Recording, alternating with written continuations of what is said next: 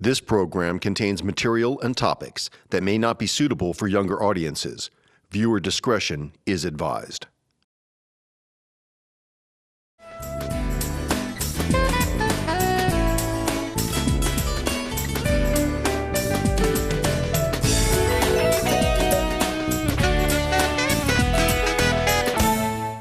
So now it's my distinct pleasure to introduce your moderator for today, who joined us last night for the tribute and was serving on the documentary feature jury this year. And we've long been admirers of his film criticism on NPR's show Fresh Air. I know you've probably heard him on there. Yeah, I'm a huge fan. Also CBS Sunday Morning, where he provides a lot of the film reporting on that program, and of course New York Magazine, to which my family continues to subscribe in print, which is rare these days. But we love the magazine, and we're huge fans of Mr. David Edelstein. David. Thank you. Enjoy. Thank you. Oh, I have my mic attached. I gave a rather fulsome introduction to Mr. Plummer last night and said to him backstage I would say something brief. He said, how about just the next schmuck you see? No, absolutely not. He's going to talk about all the amazing things that he's done, but I want to say we live in an age of hyperbole. We live in an age of flattery. There's so many superlatives and awards out there that we all become a little jaded. I just want to briefly tell you about something that genuinely changed my life, which is I saw the musical Cyrano starring Christopher Plummer in the early to mid-'70s, and never in my life did I realize that what was supposedly ugly could be beautiful, that one could become drunk on words, that one could be both a sort of nerdy outsider and a swashbuckling hero at the same time. I saw an actor who could at once be profoundly heroic, profoundly beautiful, and at the same time deeply, deeply silly. To be able to reconcile these two things truly changed my imaginative life, which is to say, changed my life.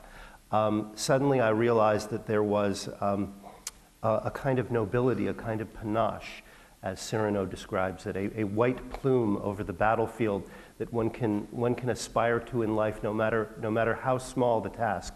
And everything I've seen that he has done since then, I go back to that night, a truly life-changing night.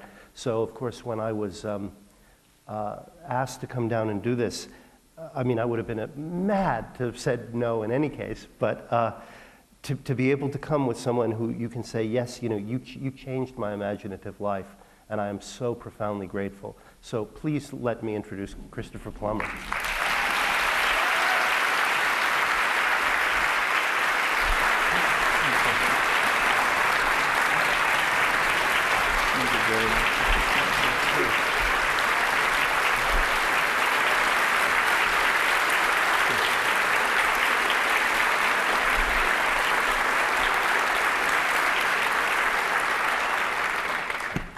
Thank you. God, what an introduction. I'm going to go off again. I want to hear that again. Well, you frame your career in a very, anyone who has spent as long a time writing a memoir as you have, it's always interesting how one frames a career. And let me, I'm caricaturing, I'm paraphrasing. What essentially I read from your memoir was the story of a kid raised in Canada by a single mother, somewhat privileged, somewhat conceited, I think, and yet at the same time, very, very eager to be a bad boy. So much of the beginning of your career as an actor, so much of what led you into acting was this impulse to be The Bad Boy. Can you tell us a little bit about that, and if it has ever ended indeed? You know where I'm going with this, I think. Yes. Well, no, but it wasn't all my fault. I grew up in Montreal, which back in the 30s and 40s was one of the real sin cities of the world. I mean, it was a bad town, thank heaven. And Toronto hardly existed then. The old saying, you had to go to Buffalo to have fun, rang absolutely true in Toronto's case. But Montreal was the power city and ran the country. And at night there were more nightclubs than there were days of the year. I mean, it was just the most exciting, extraordinary city, and life began at midnight. So how could I? It was also cold and we drank a lot. But your family had a very long political history in Canada. Your family was very prominent, not your mother, who was of course divorced, and that had a stigma, I believe, at the time. But your family was very instrumental in McGill, where you took the exam, I believe, and then walked out at a certain point, yes, deciding that this was not for you. So you definitely decided to go in the diametric opposite direction that was expected of you. Yes, well, it really was like an Edwardian upbringing in our house. My great-grandfather was Sir John Abbott, who was Prime Minister of Canada, and he also helped create the Canadian Pacific Railway, which was no mean feat in those days. And he had to do it also with American money. So he knew how to do that very well, to tie the two countries together financially. And he was very criticized for that. But in spite of all that, it was a beautiful, romantic way of growing up, because there were yachts and stuff like that. And then the family gradually lost its money, whatever money it had. And it was wonderful to sort of see the glory and then grow into the kind of sad departure while everyone in the family was still trying to live as if they were full of style, as if turning a deaf ear to any financial loss. And it taught me a great deal of how to be humble about trying to be grand and at the same time knowing that we were getting broke. My mother had to go to work, which was unheard of in that sort of society, and she did. She worked her butt off for me, of course, ungrateful horror that I was. I said, what are you doing at home? You should be back at work, mother. You know, that kind of thing. not quite that bad. Does that answer your question? It was also taught me that I wanted to break the sort of mold of discipline that the family had taught me, of good manners, which I'm glad they did teach me that. I can use them when really needed. But it made me want to be bad and rough and pick and find the streets rather than the gates. And it's tough because most actors come from the streets, and their rise to fame is guided by a kind of natural anger that grows up in the toughness of the streets. But it was even harder to find that anger and that rage coming from a sort of gentler background. Are you saying that anger and rage is what propels a successful acting career? I think it does. I think it does. And certainly if you want to ever play the great roles, which I remember somebody used the phrase, you have to, as well as understand the humanity of those great creatures of literature, you also have to know how to blaze. And it was a wonderful phrase, and it's one that I immediately understood, because there was lots of pent-up anger inside me. And I learned how to, you play Hamlet, the gentle prince, and the introspective and intellectual and philosophical young prince. But you also have to blaze. In the lines, "'tis the very witching time of night when churchyards yawn, and hell itself breathes out contagion to the world. You have to know how to frighten the audience just briefly for a second. Your Hamlet was among the most frightening I've ever seen. What do you mean by that?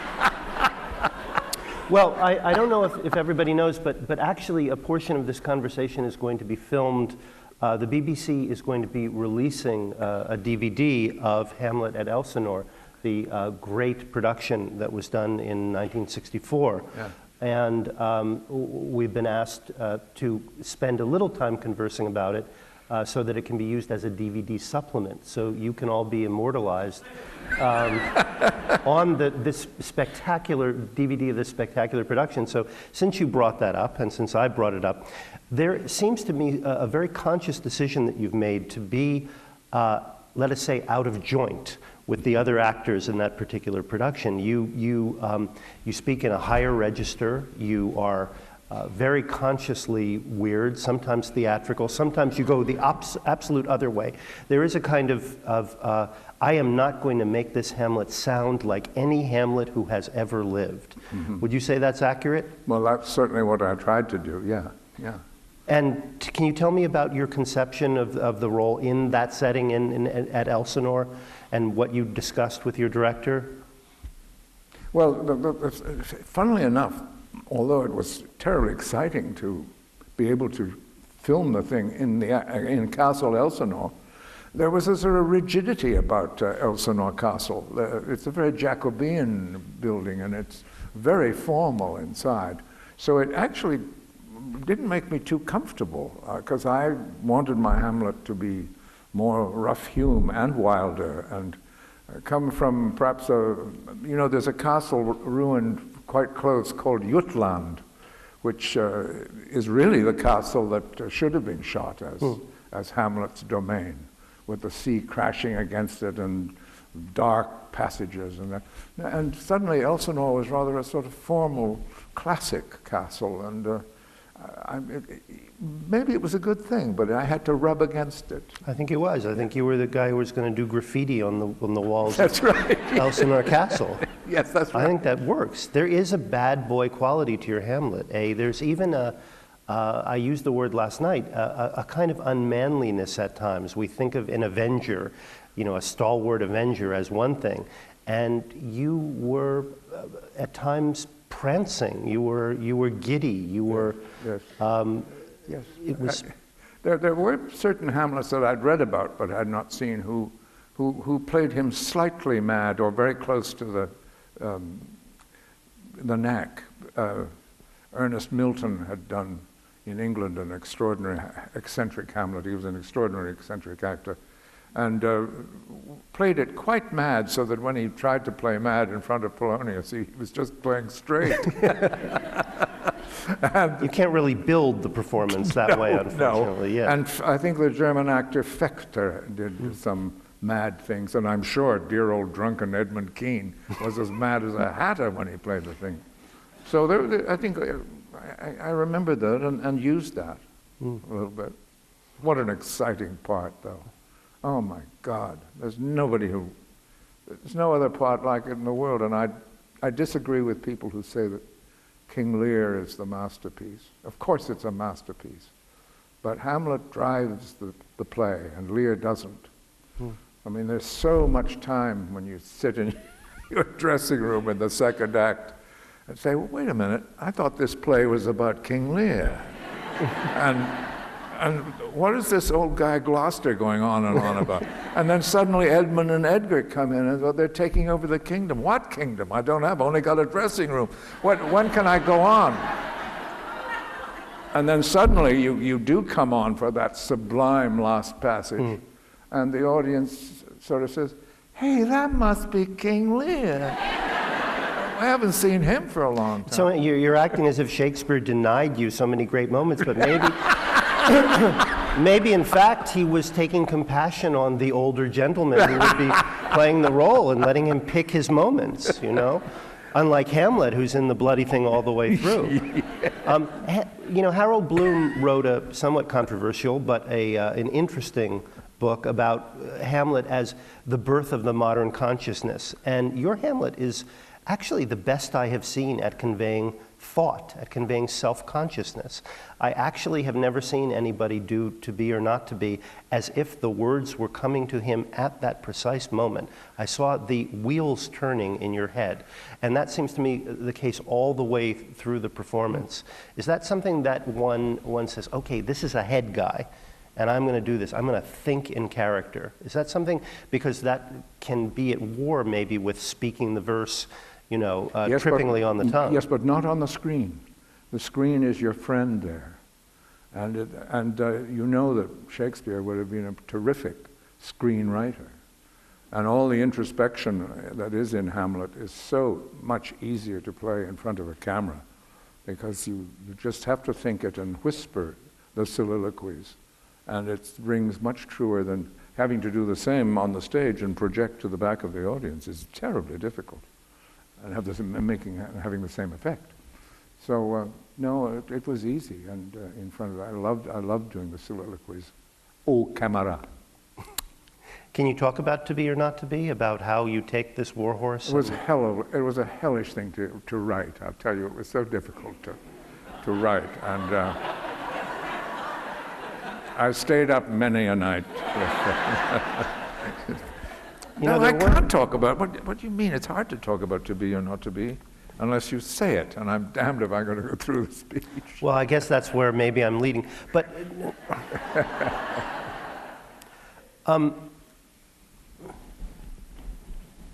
say it. What? No, this no, is no, the first feeling. No.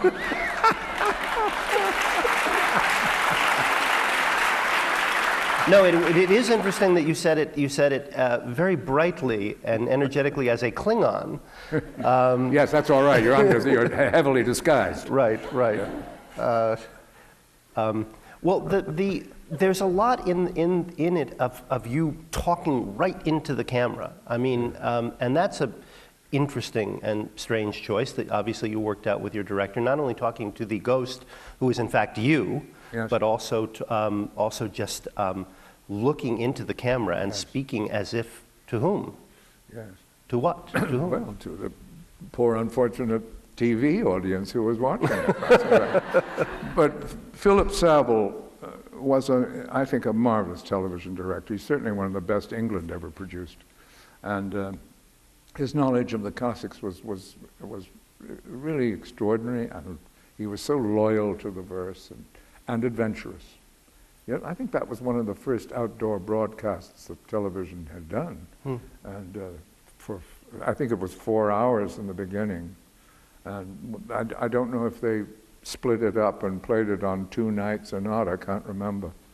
But it certainly worked in an adventurous sort of way. It was an adventure. And he was marvelous and gave me great confidence to be able to do that very thing, to speak my thoughts right out in front without pretending that no one's hearing them, you know, except that it's more honest that way. And then you had the sweetest, most loyal, doting Horatio, who was just usually at the end when Horatio says, "I'm going to drink the poison and I'm going to join you," you think, "Oh, come on, Horatio, no, you're not. This is, you know, very overdramatic of you." I really believe that Michael Caine wanted to follow you into death. That's how much he loved you. Yes. Skinny young Michael Caine. Yes, but later on he deserted me and went his own way, the SOB. Actually, it was extraordinary, wasn't it? Because Michael Caine, who had us all in stitches all through the play. I mean, he told stories that are just, he's got 1 million of them. And he lifted the spirits in Denmark very high. And it needed to in that gloomy old castle. But his Horatio, he spoke absolute aristocratic English, just as if he was Leslie Howard or someone. I mean, something. And then the minute it was cut in the print, he'd say, "All right, mate, now there's the one about the parrot." and the contrast was heaven. There are not many, I think Zulu was another picture in which Michael used the aristocratic English voice, which he could do very well, but then he obliterated it and became honest Cockney for the rest of his life. God bless him. He was just a marvelous That's guy. his trademark. Was that his first Shakespeare that he had done? I think it was, and he looked as if he'd done it all his life. Yeah. You and I talked about Robert Shaw, who is probably the most sort of sexually charismatic. Usually Claudius is played the way Hamlet sees him, the way he speaks of him as the bloat king, some big guy who you think Gertrude fell for that, and Yes, that's right. but Shaw has his own kind of inspired lunatic magnetism. Yes, I think it's the best king I've ever seen. You totally believe that Gertrude would fling herself at him because he was so much, obviously even stronger and more virile and more sensual than her old husband, who, as John Barrymore used to say, what a terrible bore, he went on so long.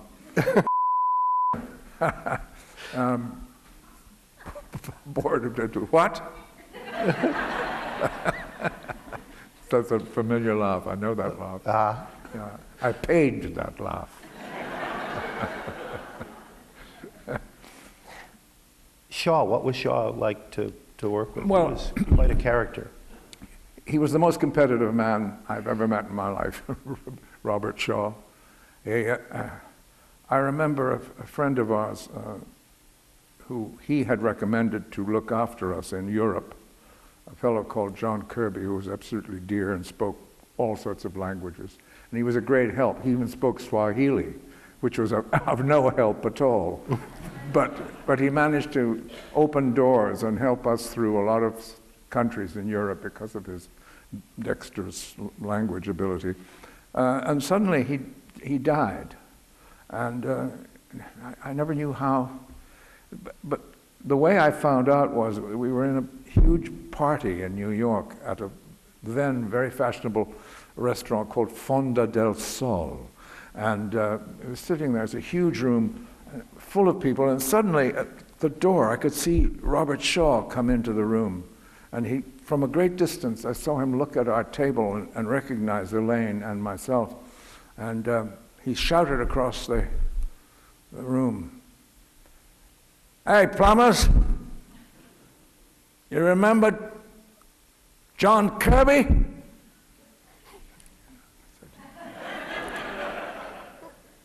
Dead.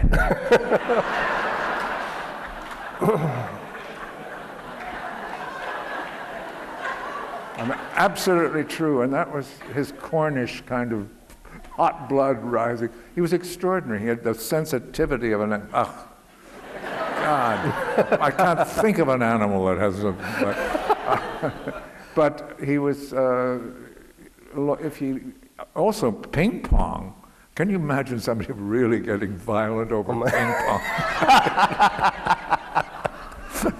But I adored him, and of course with that same drive, he was as loyal to his friends as anybody could be. He would fight to the death for you. I loved old Bob. He's a wonderful actor, and he was getting better and better and better as an actor. And of course he died. I told you last night, and I've since looked it up, that Donald Sutherland, your old mate, did an interview for The Guardian, which he was asked about that Hamlet, and he went off on a tear about Shaw. He was speaking about Shaw's death. He had a heart attack in a car. He ran from the car, throwing up, but running, and Sutherland said that was the character of the man. He was trying to outrun death. Yes, that's a lovely thought. That's a lovely thought. It was, but I agree with you. He's the great. I said to you last night, in some ways, Claudius really should be a lot more attractive a character than Hamlet for the whole thing to make sense. Jean-Louis Barrault played Hamlet in French, which I saw in Paris, and the only other actor that came anywhere near Shaw's sort of virile performance was Jacques Dacmine, who was a marvelous character actor in that company at the Comédie Française, I think, but he was the closest. He was also, and then I thought, they understand about the king being the sexy fellow to hate. That was very important. It's very important. And your Ophelia, the actress looks about 12 in the... 12.7. That was an extraordinary choice. Yes, it was. It was a very brave choice, but she was quite she brought on the effect that she was quite deranged already. She was, I think is perfectly legitimate. I mean, growing up in that family, when And Alec Clunes's Polonius was just an extraordinary. He was anything but a tedious old bore. Yes. Every line he came at it from a different direction. Well, Alec Clunes was one of the best Shakespearean actors there ever was. He was, because of his absolutely original way of reading the lines, of thinking of the portrayal. He was never on the nose. He did everything unexpectedly and spontaneously. And he spoke verse, of course, absolutely beautifully, so it became totally natural to him. I loved Alec. And well, you remember in the Olivier film Richard III, he played Hastings, and in a very strange, kind of ethereal performance that unlike any other I've ever seen. Again, very original. No. Did you have formal training in how to speak meter? Because you just jumped in off the deep end with a lot of these Shakespeare parts, right? You did do some supporting work, but since you didn't go to school and you didn't go to acting school, where did you pick up how to speak verse, or did in fact you ever speak? In the nightclubs, in the joints. No, my mom spoke. Our family spoke very well, actually, for Canadian, and she taught me to love poetry, and we used to read aloud to each other at home. And my grandmother was always saying, oh, you're ruining the cadence of that, as if they were a family of actors. I don't think they liked actors at all, except my mom, who was very loyal to me. But no, I learned really at home. And Your grandmother said you're ruining the cadence? Yes, if I broke up the verse. Oh, right. I mean, she knew enough about. They were a very well-read family, and we did that old Victorian custom of reading aloud after dinner every now and then. We'd read Dickens, Thackeray, whatever. And so I grew up in that atmosphere, which was, wow, it was pretty heady stuff. So by the time you hit the stage in high school, you were already practiced in. Yes, and then of course I could imitate Olivier and Henry V, and one's mimicry came to the fore, and you suddenly learned by imitating people. Was he the one above all others that you imitated when you began? When I was young, yeah, because he made Shakespeare attractive. I had only seen before him all those old fuddy-duddies who speak the verse with great old-fashioned. Donald Wolfett. Donald Wolfett, except, of course, in the case of Tamburlaine and King Lear, there was no one to touch him. But those parts demand a kind of huge theatricality, and he was able to do that. No, Olivier made those heroes. I mean, his Henry V was superlative. I mean, and definitive, I think. And I do Henry all the time with the orchestras. We do. But the William Walton score, yes. Which is lovely. Yes, you ought to get Neville Marriner. There's a CD out of Neville Marriner doing the score with. Well, you play every part, right? Yes, it's a wonderful evening for me. I don't know. Yes, I play the chorus, which has some of the most beautiful words ever written, and Henry, of course, all the big speeches, and who else? Oh, yes, Pistol. And the Duke of Burgundy at the end, who has that wonderful pacifist speech. You do Falstaff as well? Yeah, for a second, yes. For a second. But a very sweet and tender second. Yes. Well, so how did you just jumped in, you received your first glowing review when you were still in high school from a Montreal film theater critic? Yes, Herbert Whittaker, who became, I guess, Canada's leading critic. How did he know to show up at a high school? Well, because there was, I guess, very few English productions in Montreal in those days, and he covered the schools, and he was interested in, we had a thing called the Drama Festival in those days, which was amateur for the most part, but he was searching for young talent. He was an extraordinary guy. I mean, he did more than just a critic's work. He really took an interest in traveling the country. What did he say about you? I can't remember, something about my having sort of a natural command. Did it go to your head? Yes, instantly. Did everybody you were in the play with hate you then? Or? I didn't talk to them.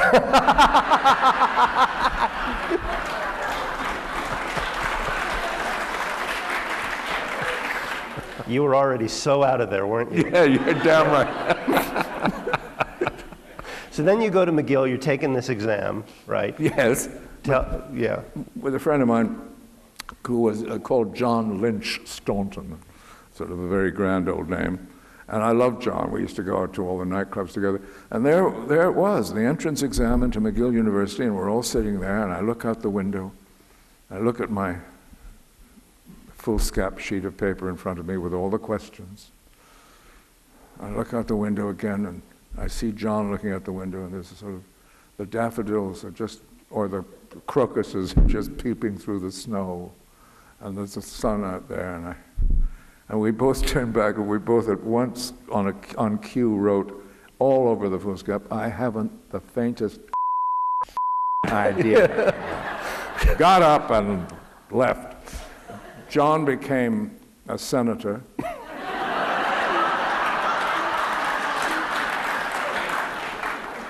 In the theater of absurd. And I became, of course, a starving actor. Well, starving, but you know, one thing about reading your book is you seem to have an extraordinary capacity to pick up mentors, tutors, people taking you under, champions, people taking you under their, how do you account for that? Well, I think in those days there was much more concentration on the theater than there is now. I mean, good God, there's hardly any now. When you think of it, there was a goal to reach in those days for every young actor. I mean, the New York actors in the 50s, of whom we all know who they were terrific actors, for the most part were very snobbish about movies. They said, "Oh, God, I suppose we'll have to do the film, I need the money." But they had very great disdain. The theater was the moment of glory for us all. And we were we guarded it very jealously and thought it was the cat's meow. And of course it is. Since time began. I mean, I think when all the holograms are destroyed and all the tricks are used, I think there'll always be somebody walking across the stage in front of a live audience. The theater will never die.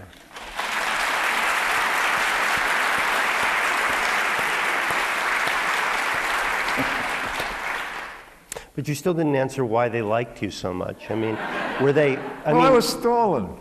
Oh. I was stalling for time. You know, you meet extraordinary, you all meet extraordinary people, and then you go to work for them, like Michael Langham, who was a marvelous, who really cemented Stratford, Ontario. He'd done such marvelous work and formed a company of very strong actors.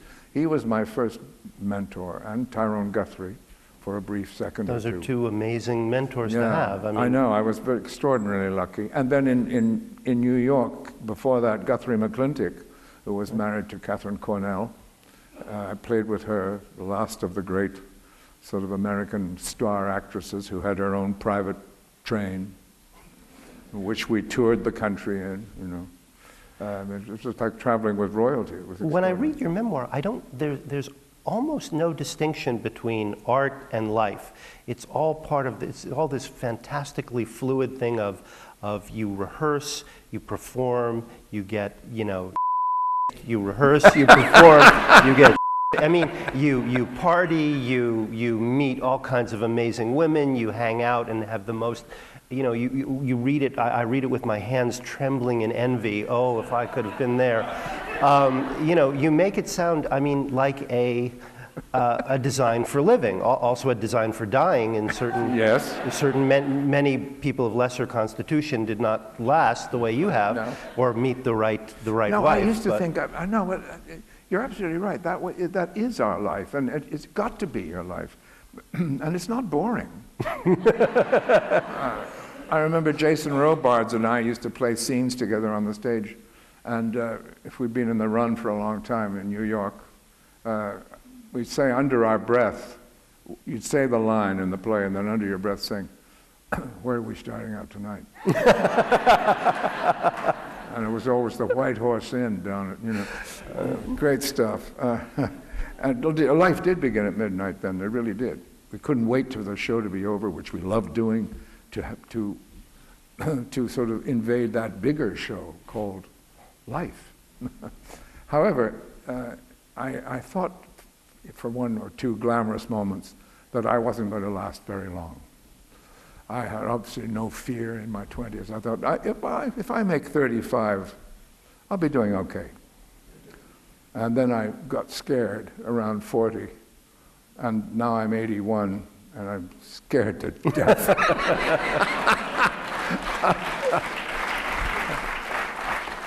What was the moment that you thought, was there a moment that you thought, I've arrived, when you were on stage, everything came together for you, not just how you felt, but how the audience responded to you, and you thought, this is actually, I could survive by doing this on every level? Well, I think that, strangely enough, the role that you spoke of in your introduction, I think playing Cyrano de Bergerac was a sort of marriage, and it gave me such enormous confidence that I never was afraid again to walk onto a stage and make a fool of myself. I wasn't afraid of that anymore, and that was a huge step in the right direction. And I've always wanted to do Cyrano in French, but unfortunately my French is not not good enough, because that is haute française, and it's a different kind of French, but my God, in French it is just magical. I don't think there's and Anthony Burgess's translation is now the definitive one, and it's marvelous. And he's written it in the true Alexandrine rhythm, and so it almost matches Rostand's play, but the French is so easy and rolls off the tongue so gorgeously. I'm very jealous. I can never do that. Maybe one day. But you had a lot with Anthony Burgess being commissioned to do that translation. Yes, we commissioned him, my friend and I, Richard Gregson, who was an English agent and a good friend of mine, and I formed a producing team, and we raised the money and commissioned Anthony Burgess to write the definitive version of Cyrano. And he did. And I was supposed to play the first performance. It was going to be at the Guthrie Theater in Minneapolis, Michael Langham again directing, and I couldn't make it, so somebody else did it. Then I did the musical, yes, to which Burgess wrote the book. Right. But we were thrilled that we'd just been a part of that relationship. He was such an extraordinary character. Cyrano or Burgess or both? Both. Both. What about, can you tell us a little about working with Elia Kazan in JB? That was a play, vastly overrated play, but very juicy, and I gather the production was, I'm so sorry I missed it, was just electrifying, and you played the devil. You missed it. I did. Then I refuse to talk about it. You played the devil, Raymond Massey was God, yes, and JB was played by a wonderful actor named Pat Hingle. Oh, yeah. Now, what was it like working with Elia Kazan? Because talk about, and also somebody who came from the group theater and also maybe was steeped in the method, which is probably not something that you Oh, were. no, I was dying to be recognized as a true method actor. And the chance to work with Elia Kazan, I was so excited that I came on in rehearsals with more method realism than, oh my God, the Italian school of acting would have looked at me and said, "Well, come on, hey, come on." Man. And I was determined to be so real with every word. I must have been. Finally, Kazan, Gadge, as we all called him, called out from the back, 60%, Chris, for Christ's sake, 60%. And I thought all my sort of belief in the method was shattered right there. Oh my God, this is no longer a religion. It's crap. And he was marvelous to work with. I don't think there was anyone better to direct political and intrigue. And he was going to do Othello, of which he would have been a master director. He would have understood that passion and that and the whole racist thing, and the whole, oh my God. And we're dying to do it, and he asked me if I'd play Iago, because the then wonderful black actor, please give me his name, he was in all those 50s movies, Sidney Poitier was to play Othello. And Gadge was all ready to go, and I was so excited. This was after JB, and when we'd had a relationship, a friendly relationship together. And he said, yeah, I think it's going to be very exciting. The Sidney bowed out, he didn't do it. So well, it was tough in those days. It was, and perhaps he was right to bow out. Well, he wasn't classically trained, was he? Well, no, not that, but I mean, the black actor hadn't been totally recognized as much as he should have been, and perhaps he knew that audiences might, he didn't want to make his race look like he was duped or vulnerable to be duped. And I understand that. But then later on, of course, the black actors own Othello, and rightly so. But that was interesting, because Gadge suddenly was going to branch out into the classics. I couldn't wait to see that happen. Well, now we come to the entertainment portion of our program, and Captain Von Trapp, which I'm sure everyone is waiting. This man will follow you around forever, won't he? Not if I can help it. Well, I'm curious how you were cast in the beginning, what led them to you, and I should say also that I can quote your book. You describe your behavior on the set as, I believe, either insufferable or unforgivable, or at least the first part of the process. So can you take us through the beginnings of your film star-making performance? Yes, I don't know what possessed Robert Wise, who was a very distinguished and very good director and fabulous editor, to cast me in the first place. But he came to see, unlike an awful lot of film directors, Bob came to the theater a lot. And I had just made a modest hit in London called Henry II by Jean Anouilh, and it was it was a very terrific role, and I was successful in it, and Wise saw it from the audience, and I guess he thought, well, that's my guy for Von Trapp. I don't know why nobody else wanted to play it. Maybe they'd read the script. but suddenly I was available, and I'd only done 2 pictures before that, really. Stage Struck, Sidney Lumet, who just recently died. That was my first screenplay. And the second one was the one we did in the Rod and Gun Club, Wind Across the Everglades, which we called Breaking Wind Across the Everglades.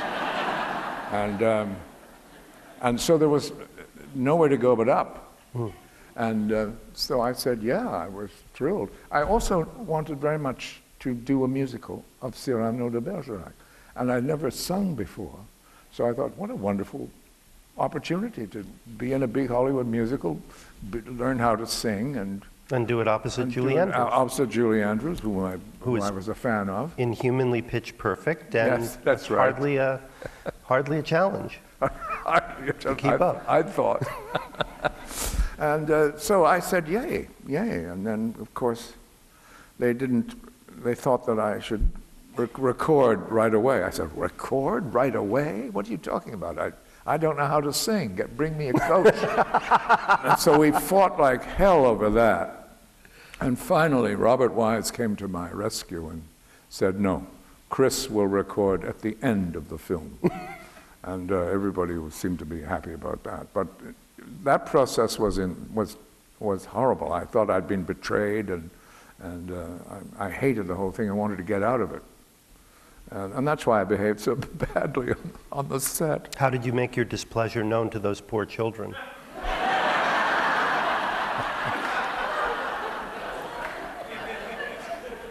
Well, no, they loved my behavior. They thought it was so funny and silly. And they looked at it like great grown-ups, all of them. They were sweet, actually, the kids. It was presence of so many nuns that that depressed me terribly. And shooting in Austria, particularly when there's the Föhn, which, as you know, is that sort of storm that wherein people who commit suicide during it are forgiven because it was under the influence of the Föhn. So that didn't help cheer everybody up, I must say. But then you actually ended up forming a very fast and long friendship with Julie Andrews. Oh yeah, no, I'd already been a huge fan because I'd seen her in both the review, which first she came to New York, and then My Fair Lady. What was the review called? I can't remember. It was a wonderful review from London. She came with 6 people, and I don't remember. I wasn't there. no, that's right. You weren't. Wow. No, I adored Julie. She was and is a consummate professional, and is radiant, and is in a funny sense is really an old-fashioned star, in every sense of the word. She presents herself before the public like, Sarah Bernhardt might have thought of. She's so loyal to her fans and so generous. She's a great lady. Well, no matter how bad your behavior was, she had just come off a 3-year stint with Rex Harrison, who who has a reputation for tempestuous isn't really the word. So I know he was a dear friend of yours. No, I don't think Rex was a dear friend of anybody's. Oh, okay. But I liked him very much, and we got on, yeah. Oh my God, I gotta say that. Have you ever heard of a book by Mark Harris called Pictures of the Revolution? Came out 2 years ago. Excellent book. It's it examines social changes and changes in the culture through the prism of the 5 Academy Award nominees of 1967, one of which very mysteriously was Dr. Dolittle. Now, during the process of casting and creating Dr. Dolittle was very fraught because Rex and his then wife, Rachel Roberts, who had a bit of an alcoholism problem, were on their boat off the coast of Italy all day long. It sounded like Who's Afraid of Virginia Woolf every day, from morning to night, with the glasses being thrown and people drinking and, Walpurgis Nacht all day long. So it was Rex Harrison and Rachel Roberts, and then I gather a couple of, degenerate enablers were also along. So I'm reading your memoir and oh my God, that was him. You were one of the degenerate enablers who was on that boat.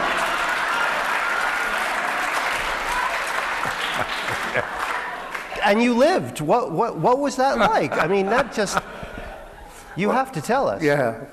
Well, we'd gone out to spend a weekend with Leslie Brickus, the composer, and his wife, and to Rex and Rachel's house on the top of the hill in Portofino. My second wife and I, not Elaine. My second wife was a journalist. No, Elaine would have absolutely drawn the line. Would she have gotten on that boat? Yes, she would have been very severe, but she would have watched. So we arrived, and of course, in those days, Rex had the very top villa on top of the mountain. So as you came around by boat, you could see the flag of St. George flying above Portofino. He had already established a kind of baronetcy of his own up there, and we had a wonderful time, and he was in great form.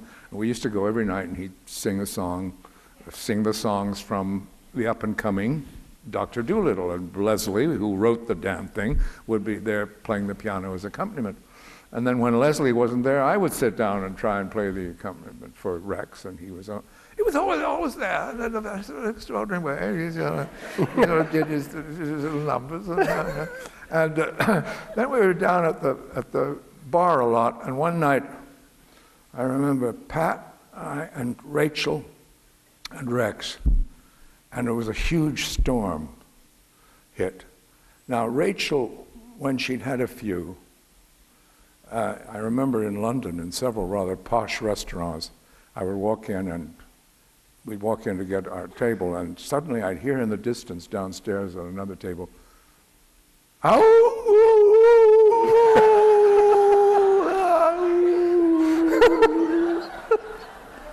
And the Italian waiter would say, I'm sorry, Signora, Mrs. Harrison is here tonight.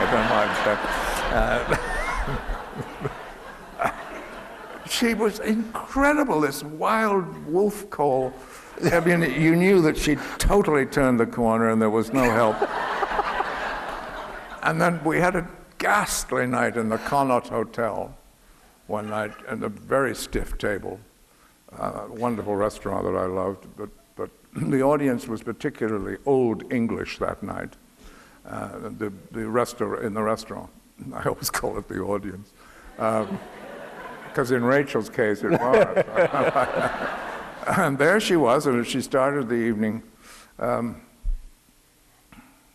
Okay, and in the bar, and she said, "Oh, Christopher, go and get," in her Welsh tones, "go and call Rex, for Christ's sake, get him down here. I don't know what he's doing up there." Oh, my God, boy, you. So I said, I called Rex up in his room, and he said, "Is she pissed?" I said, "Yes, but Rex, come on down, honestly, because it's going to get worse if you don't. She's dying to you to come down." "Oh, all right." And he came down the stairs, and he whisked us into the restaurant. And halfway through the dessert, it started. He started to take her martinis away from her and put them on the other side of the table. And then she would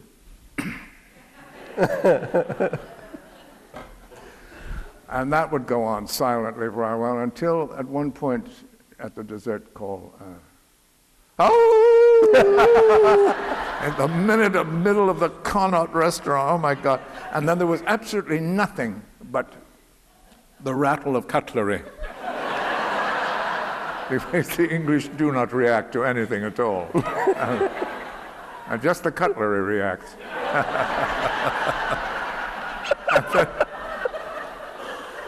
And we all tried to look for waiters. No waiters.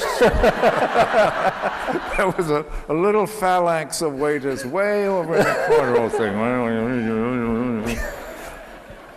That was that night. Well, anyway, in Portofino, we jump. And Rachel says, "Oh, go on home, you bastard. I don't care, go on home." So up we go, up that steep drive in Rex's Jeep, where you have to stop at a certain steep incline and walk the rest of the way. And suddenly the whole Mediterranean was blacked out in this electric storm. It was absolutely incredible, absolute silence, except way down somewhere in a bar. And the Portofino, ooh. God love her.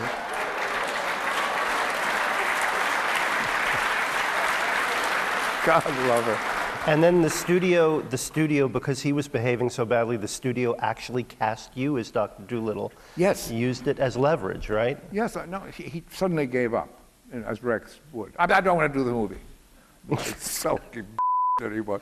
No, I find it inferior. No. So they came to me, and the same cast of characters that had arrived from Hollywood to Portofino came to the Algonquin Hotel in New York where I was staying, and my agent, Kurt Fring, says, "I know they're all here again, but it's for a different reason. You have now been offered Dr. Dolittle." And I said, "My God, is Rex not going to do it?" No. He said, "Don't worry, I have you covered." I said, "Okay." So I said yes. And then the minute I said yes, Rex, "I think I'll do the movie."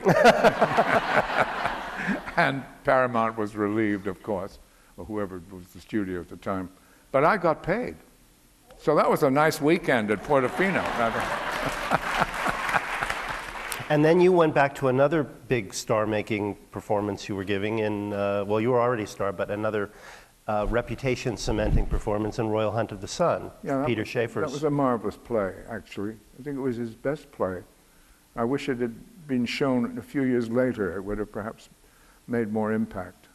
I think it was slightly ahead of its time. And you actually played both main characters, one on film and one on stage, which had to have been very weird, going back and forth. Great, though. But they weren't at the same time. I mean, it was about 2 years later that I did the film, playing Atahualpa. That's strange. I'd seen Robert Stevens play Atahualpa, you know, the Peruvian, the Inca god ruler. and in a production of the National Theatre. And he was marvelous. He made these strange bird noises as this extraordinary creature. Well, I tried to do that and more, so I learnt bits of Quechuan, which is a dead language. I got some professor who was nigh being a corpse himself to teach me a few words in Quechuan. And one day, I'm making a whole speech in Quechuan. I was so pleased with myself because it was, and I was walking up and down, pacing up and down, going over my lines. And dear old Anthony Powell, who is a wonderful costume designer with about 5 Academy Awards to his name, and he's sewing my cloak that I'm supposed to wear out of bird feathers, and he's just sitting, and I'm going up, and suddenly he says, "What are you doing, dear?" I said, "I'm just trying to learn this Quechuan."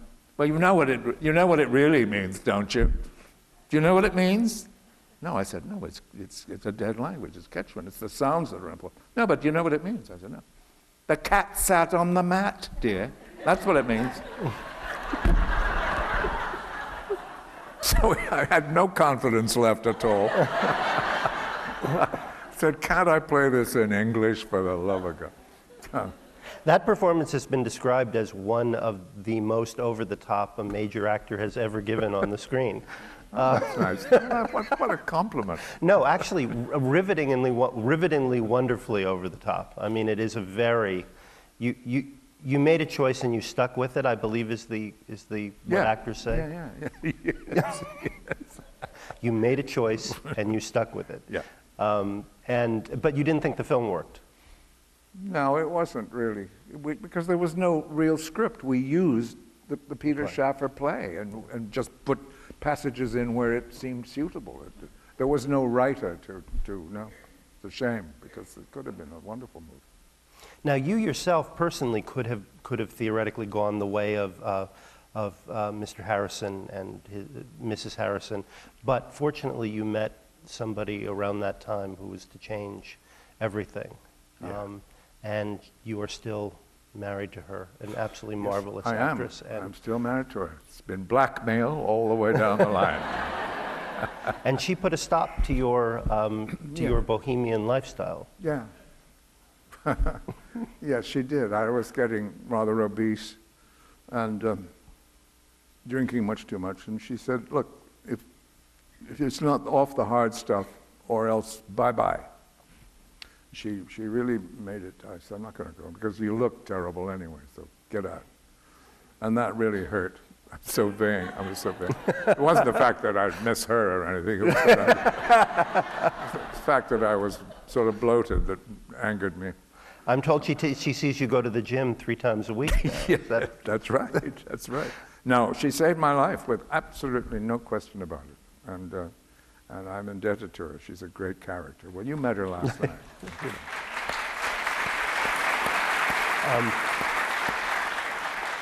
And was there a change as your personal life suddenly became very happy, as I can infer?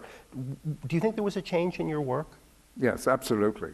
Also, fortunately, one was getting too old to play those boring leading men parts.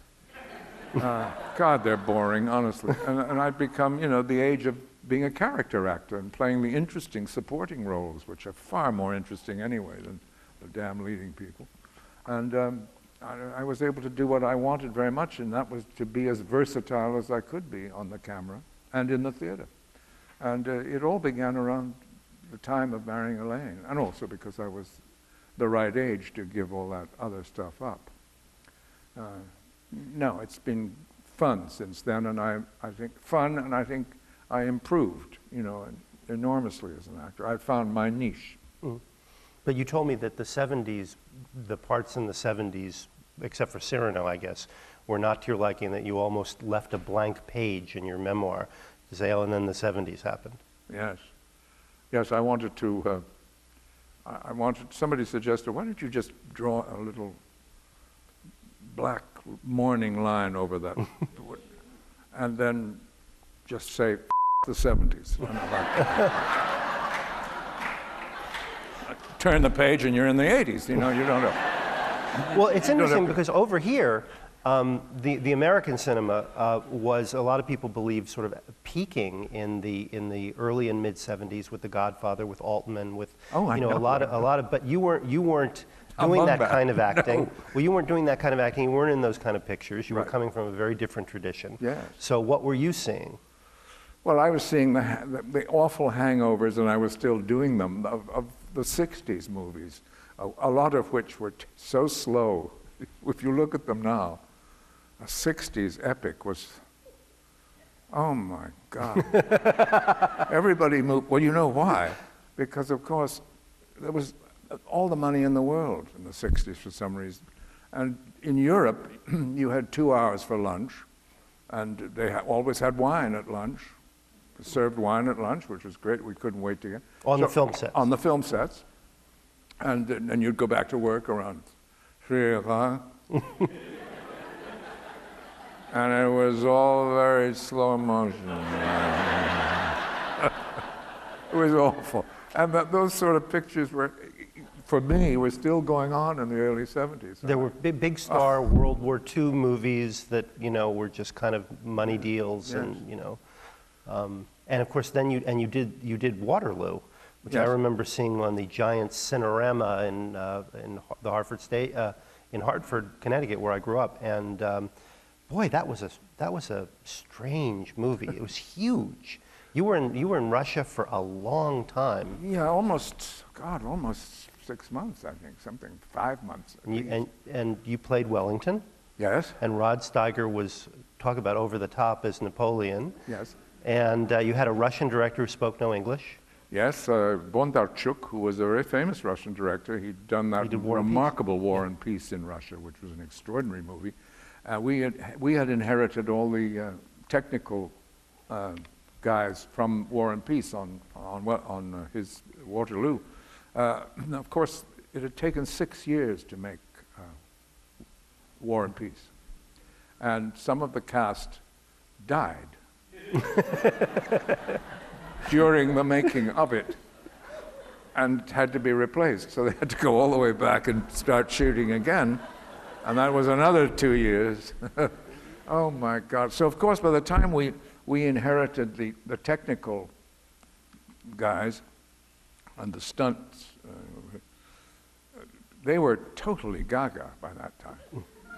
They were so tired and so exhausted. And one day I'm sitting on my horse, which I'd insisted was to be a quiet horse.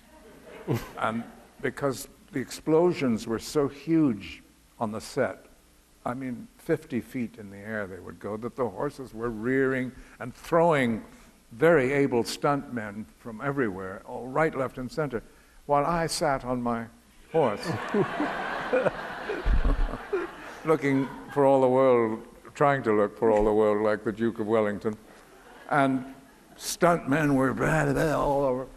And of course, you know why? Because my horse, Stock was his name, was a police horse from Moscow that they'd done it. And totally deaf.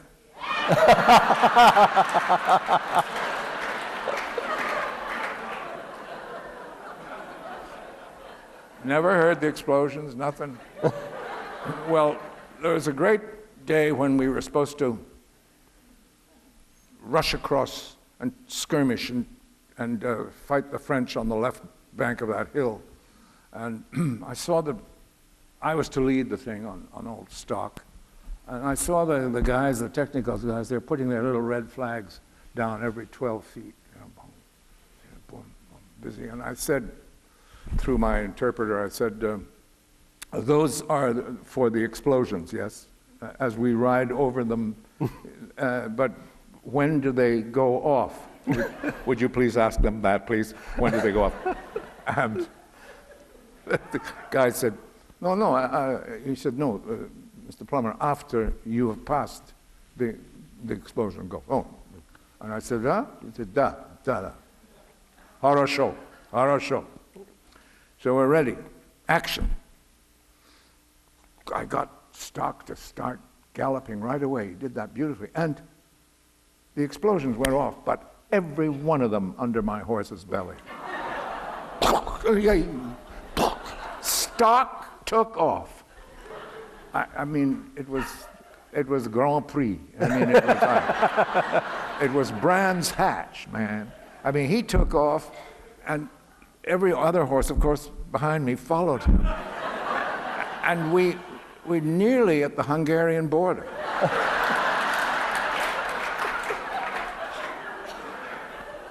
Nobody could stop their horses. They were going to say, forget it. Who cares if you're a duke? So and then of course they're all tired. And we turn them around and walk slowly back. Of course the smoke is still all over the sky. And as we approach, minutes later, hours later it felt like, the little group of the director, Bondarchuk, sitting around, the smoke parted, and there was nobody in the chairs. They were all at lunch. I mean, what a humiliating day that was. It was a very dangerous movie. For the horses, it sounds like, too, who weren't trained, most of them, right? They were just horses. They're just horses, and it was horrible because there's no SPCA in Russia. And they killed a lot of old horses just to put them down as corpses on the battlefield. Yeah, don't see the movie. That's not a great movie, but I still remember you riding over the battlefield at the end and saying the only thing worse than losing a war, the only thing, what's the line? It's a famous line. Didn't you add it in? I remember you saying it. Well, God, we had so moving. Yes, we put in as many of his quotes as possible because the script was nada. And so we had a very interesting guy on it who was Colonel Gray, who was the technical advisor, Willoughby Gray. He wore a monocle and a Scottish kilt. And he was an expert on Wellington and Waterloo because his family had also been there. There was the Scots Greys. They'd ridden under Wellington. And he knew his stuff. And so he would furnish me with these wonderful quotes, of which I can't remember either. That's all right. Who is the best film director in terms of getting you accustomed to film technique, to acting in front of a camera? Who are the best directors that you've worked with as an actor? And maybe there's some who leave you alone, or maybe there's some who work with you. Well, you know, the best directors, I honestly think, are the ones that do leave you alone. And if you're comfortable, if they've cast you right in the role, they sort of should leave you alone because they've done. And I think the first person to show me that was the case was John Huston. And he was marvelous because he never directed anybody. We'd rehearsed the scene and then he shot it. And this is The Man Who Would Be King? The Man Who Would Be King, which was a wonderful little film, I think written beautifully by John and Gladys Hill, his partner.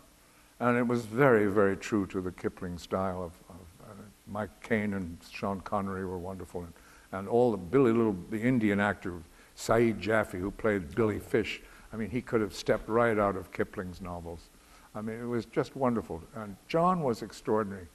And one day, I had a major scene. I played Rudyard Kipling, and I had a major scene, and I was emoting away, and I felt this nudge all the time. Jesus, God. And I looked back. There was a camel standing right behind me who kept bunting me with his head. And I said, what is that camel doing there? Chris, John talked like that. Chris, just go on with your lines while the camera's rolling. Just do it again. I said, but John, just do it again, Chris. Thank you. I tried again. And finally, he said, so let the camel is just as important as any actor. If the camel wants to nudge you, you should be grateful. John was diabolical, but I then realized it was a challenge. He'd wanted Richard Burton to begin with, and he would have had a much better time drinking at night with Richard than me. And this was a sort of challenge, a masculine challenge. So I finally said, I did it, and I got it, and he said, and he never tried it again. But he did say to me, you know, at the very end when they bring the head of Michael Caine's head onto this, and Kipling looks at it, the author, and looks at it, and says some line I can't remember about old Carnahan. You were great, or something, and I couldn't get the line. I was trying to. I prepared. I tried to cry and then say the line. And finally, he just said, "Look, Chris, just take the music out of your voice." And by Jesus, if it didn't work. I suddenly learned how to, if you have a terribly emotional line on the screen in a huge close-up, you don't have to color it at all.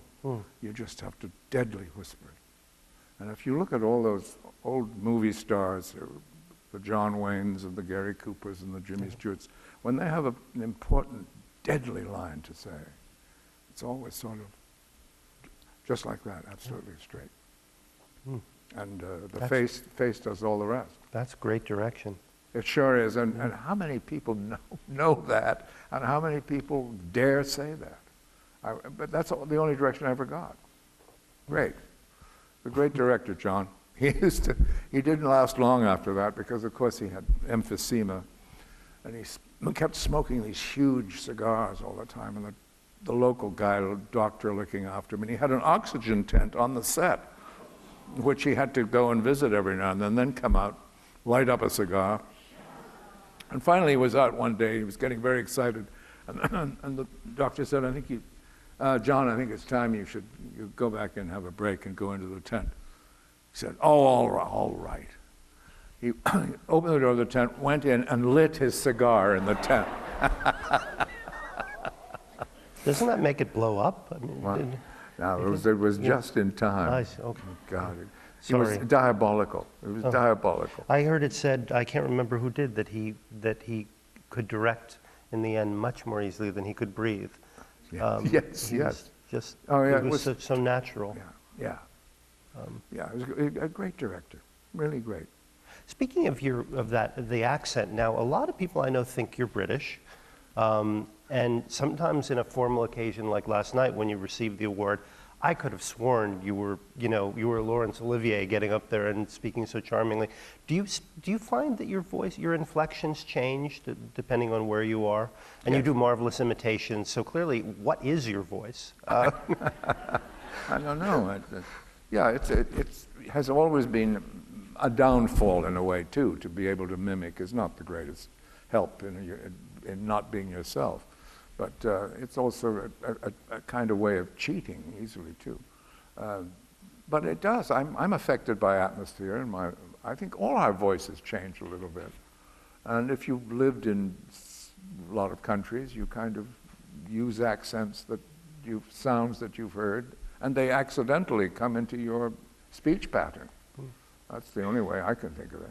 But Canada is very lucky in a sense that it sits between two great powers and has always been highly influenced by both, the Brits on the one hand and this country on the other. And they've developed, the Canadians, a sort of mercurial ear that they can. The Australians are also marvelous with their particular ear. They can do American accents better than almost anybody, and we can too.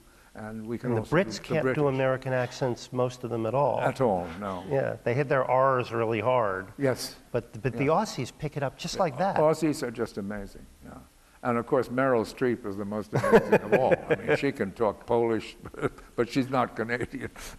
And she's going to be extraordinary as Maggie Thatcher. I mean, she'll be extraordinary. She'll get her voice down pat like that. I'm in awe of that woman's ear. I think she's the greatest ear in the world. But we've been lucky because we're sandwiched between those two powers, and we've tried to use the best of both. Let's jump ahead to the Insider, which I think was another breakthrough performance of yours. Michael Mann's film based on a real story. You played a real man. I said last night I thought it was the noblest form of satire because on one hand this guy was kind of a dick, but on the other hand he had this real, I think, heroic drive to him as well. I mean, he was fearless in a certain way in terms of going out and getting the story. I love that performance so much, and you made it look really easy. Well, that's good, thank you. But I'd watched Mike Wallace ever since, you know, he started in the early 50s on television as the first hardcore journalist in front of the camera there was, I think. I can't think of anyone except John Freeman in England who did some pretty naughty stuff by making people cry in front of the camera when they were being interviewed. He had a very cruel streak in him, but at the same time, in a funny way, had a genius for knowing what the medium was all about, that it was an accident medium. And if you got in there and you were bold and you made people react, you would get to their core quicker and be seen on television. And that's the medium to catch the embarrassment and the humiliation. It's a cruel medium. It's been particularly cruel today to both of us. Makeup, please. And I watched him, I'd watched him so much. The only person that really put him down was Frank Lloyd Wright, that put down Mike Wallace. And Mike Wallace was very grand in those days and sort of patronizing a little bit. And he started to patronize Mr. Lloyd Wright. And at the very end of the program, he says, you know, Mike takes out a cigarette and lights it and then offers one to Frank Lloyd Wright. And Mr. Wright says, strange that you didn't offer me that first. And from then on, it was the put down. And as the show went off the air, Mike Wallace was still sort of, sir, it was just great to see that happen. And I never when I saw Mike, I didn't tell him about that. That was 1,000 years ago, but it was a wonderful, wonderful show. Maybe one could get that and play it. So what stayed in your mind was when this man was humiliated on national television that you were about to play. That's what really anchored itself in your mind when you sat down to play this role. No, I admired his guts, Mike Wallace, and so all that stuff was easy. And you know, our voices are not that dissimilar in timbre, so it wasn't difficult to get his voice. And then you have to imitate him to a certain extent in the television interviews because you can play that back and compare notes and say, oh, that wasn't like... But once you're out of the studio in the film, you can be yourself as Mike Wallace, avoiding that horrible thing called imitation. Well, you got the man's conceit very, very easily, which, you know, is just so much a part of his makeup. But you didn't underline it. You didn't go for the sort of cheap laughs that many of others would have gone for. It just was, it was very organic, the whole thing. It was just, if you haven't seen it, you must. And it's a good and it's an important film. And Russell Crowe is just extraordinary in it. We had Mr. Wynant on stage with us, Wygant, from the cigarette company, the whistleblower. Yes. And you couldn't tell them apart. I mean, the voices were just absolutely perfect. Great. He can really disappear into a part, can't he? Oh, yeah. But he has that would he have been somebody you would have gone carousing with in the early Yeah, I think days? so. He reminded me of all our gang, yes. Yeah, and he's that kind of free spirit. He was just great. He and Colin Farrell are sort of the Yeah, I love them. They're my favorite modern people, modern actors. And I've worked with both of them a lot. Now, do you think that, I think that they're fading. Oh, okay. He's got really great performer's instincts. So if you want to ask questions about the Last Station, his great performance as Count Leo Tolstoy, some of his animated work, I'm telling you what to ask. So we can but then we have to just say a few words about Beginners. Oh, yes, you guys please. who have not seen Beginners, I envy you. It is such a treat. Mr. Plummer plays a man who comes out at a late age, and I'm not spoiling anything by telling you his character dies, because we know that in the first minute or two of the film. You have never seen a more spring-heeled, jaunty, elated performance of a character who is dying from cancer. On one level, it's complete denial. On the other level, it is the man is feeling joy for the first time in his life, isn't he? Yes. Because he was closeted for so many years. Yes. It's beautifully conceived by Mike Mills, the author and director, because it's about his own family. And I play Mike's father on the screen, and it was that character that you're referring to. And Mike was the totally unselfish and unsentimental direction in the play. It was just a joy. Ewan McGregor, who is such a lovely actor, plays my son, and who I suppose is Mike. Again, it gives an extraordinarily beautiful performance. It was total fun to work with, and Mike Mills is one of my favorite directors, because he did that very thing. He just let everybody be free. And you played a gay man, and you had a lover whom you smooched with. Yes. And the inevitable question is, God, was it gross, or was it kind of fun?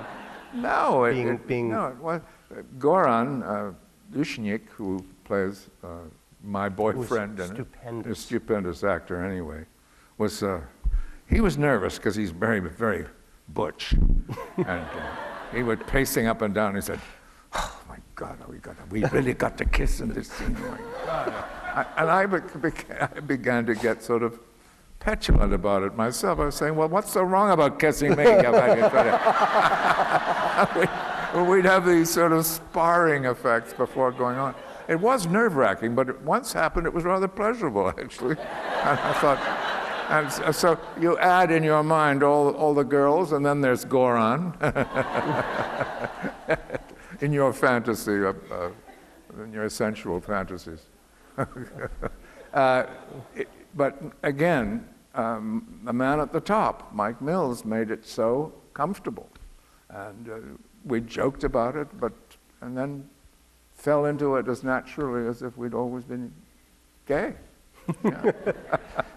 And I remember, too, what you said in your book, having worked with Jose Ferrer and Cyrano de Bergerac as his Christian, that you were uncomfortable, I got the sense, with going for pathos in a character who is dying, because in a way you sort of preclude the audience's reaction if you're crying too much yourself. Yeah. Was that a strategy in your mind? This man is dying, and you don't play him like a dying man.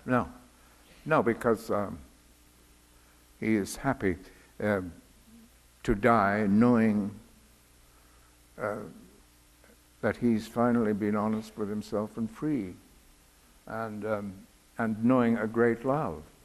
Same with Cyrano de Bergerac, at the end.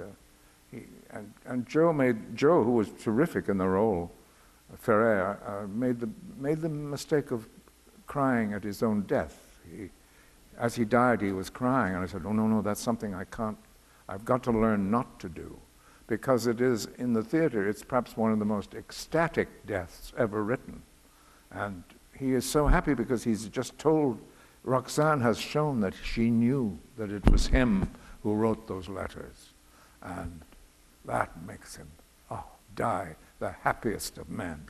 And that's why it's moving at the end. And of course, so I remembered that, and if ever that case came up, which it did in this movie, The Beginners, you use that. He died happy. Now we're going to open it up to some questions, and I can't see anybody, but I believe you can... They're still there. What? They're still there?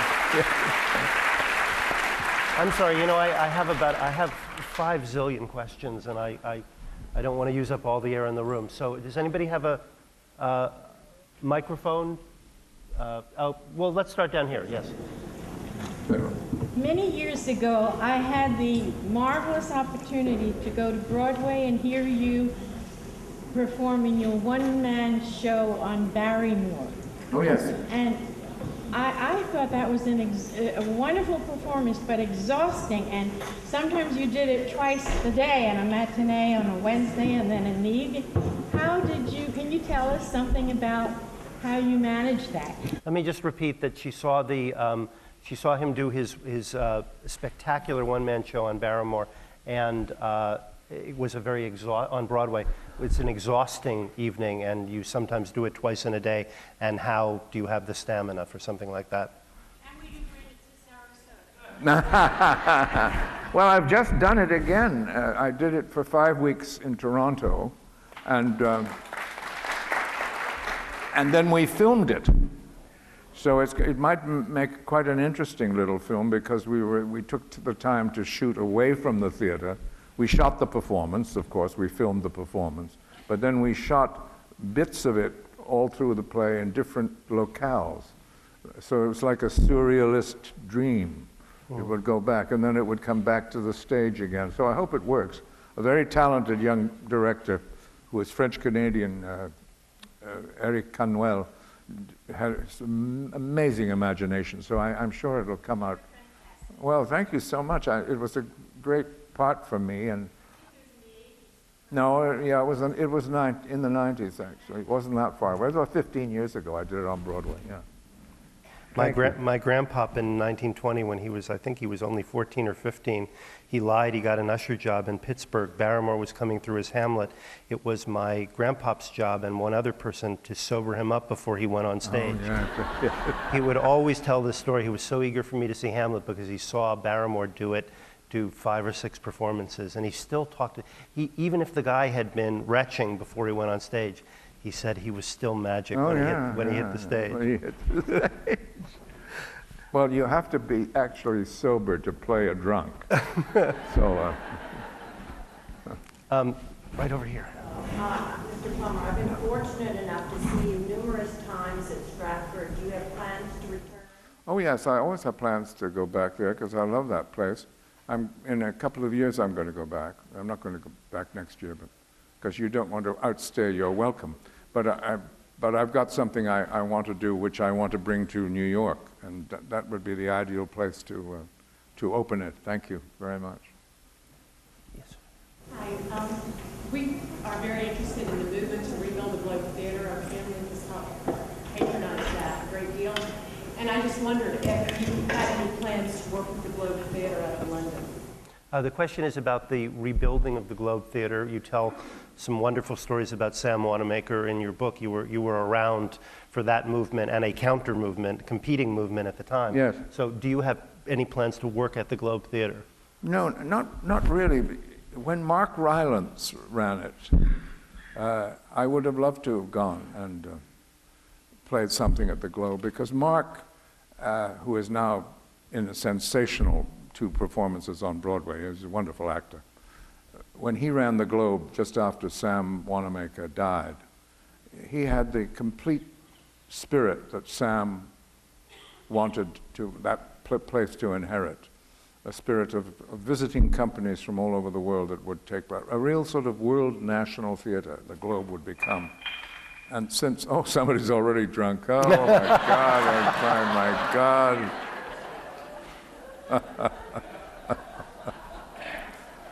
But now it's out of his hands, and the present management is not particularly interested in the things that Sam. It's so funny.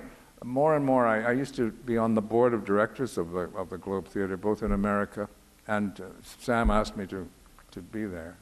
And then when he died, it was so funny to see, as the years went by, more and more people taking credit and not mentioning Sam. So I have a little bit of an icky feeling. The only one that was truly his disciple and his continuance in spirit was Mark Rylance. Whom I saw do a first-rate Hamlet in Cambridge, Massachusetts. Oh, did you see that? I never did. Yeah. Oh, fabulous. Oh, he's an extraordinary actor. Yes. Is anybody, I can't see the back, so would somebody, yes, I see a waving hand. Excuse me for somewhat of a silly question, but I'll be wonderful theater question. After all I said, you have to excuse me. I just saw The Last Station not long ago, and I was really struck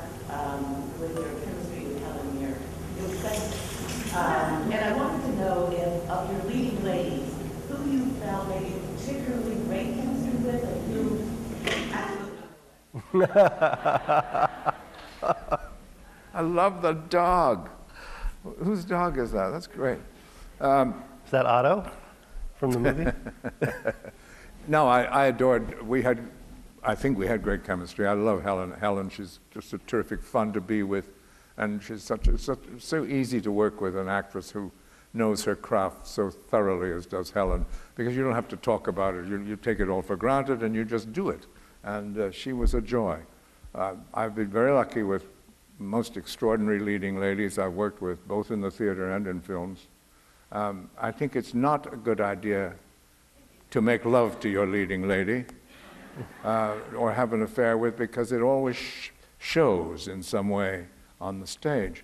And I cite the perfect example in Elizabeth Taylor and Richard Burton in Cleopatra, in which they were having a raging affair, as you all know, during the late 60s, and it was worldwide. I mean, it was the gossip of centuries. But, I mean, in fact, it was much more exciting than Antony and Cleopatra's alliance.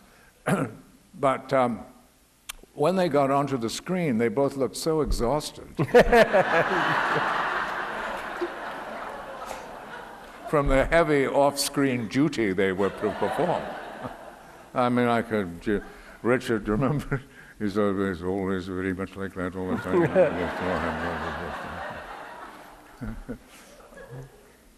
So it ain't a good idea. The funniest interview about that was Hume Cronin, who was a good friend of mine and had a small part in that picture.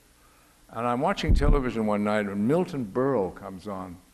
And the guy says to Milton, "Oh, by the way, have you seen Cleopatra?" And Milton says, "I never miss a Hume Cronin movie."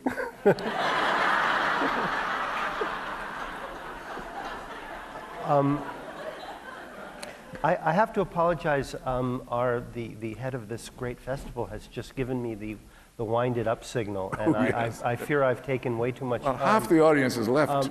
Well, now, actually, I want to ask you about that. Now, you said to me at a certain point, you, as a stage performer, you have one ear on the audience, right? Even if you can't see them, you can sense the audience. Yeah. What did you sense about this audience? Well, the fact that a lot of chairs were being scraped and people were getting up and violently making for the exits, and dogs were yawning, and no, it was just subtle little things like that that I thought we should wrap it up.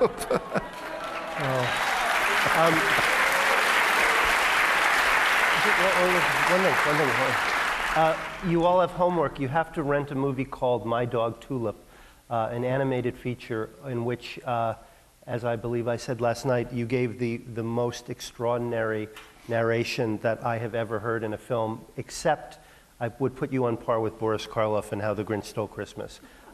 This is, first of all, it's a beautiful movie from a great book, and it's a movie that didn't have a very high profile, so that's your homework for this day. Otherwise, I am so unspeakably honored to have been allowed to share this time with Mr. Plummer. And you, thank you.